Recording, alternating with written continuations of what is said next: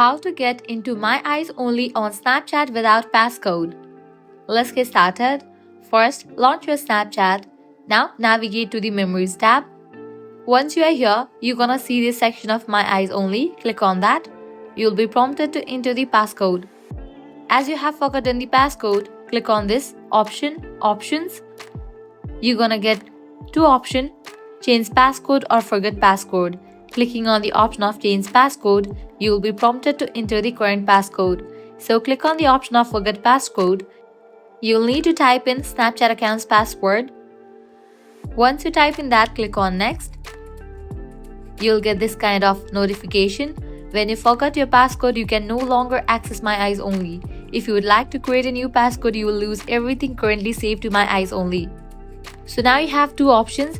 Either you have to remember your passcode or agree with the terms and conditions of Snapchat My Eyes Only and then create a new passcode.